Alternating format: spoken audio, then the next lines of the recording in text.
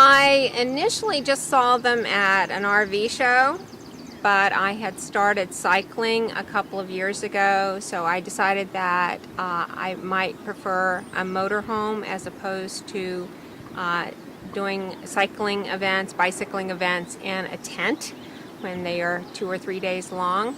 So this was the perfect size for me. It's very mobile, it's self-contained, gets down country roads very easily. So I found that it was really the perfect size just for me, and it's usually traveling with myself and maybe one other person.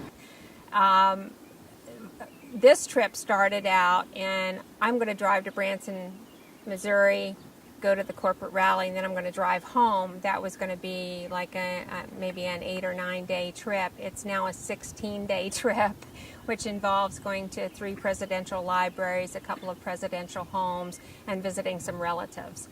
So all of my trips now are maybe or maybe not cycling, and then they kind of expand and like, well, I have a place to stay, I can find a campground, and let's just add on a couple more days and keep going.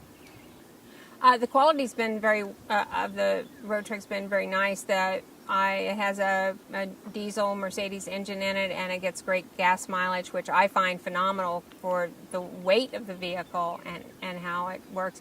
Everything's fairly easy to operate. There doesn't seem to be, you don't have to be a mechanical engineer to figure out how to operate things. And I'm actually always discovering something new about it.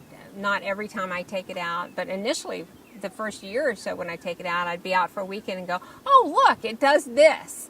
So there's a lot of neat little features on it, and it's held up really well. I haven't had any major mechanical issues with it.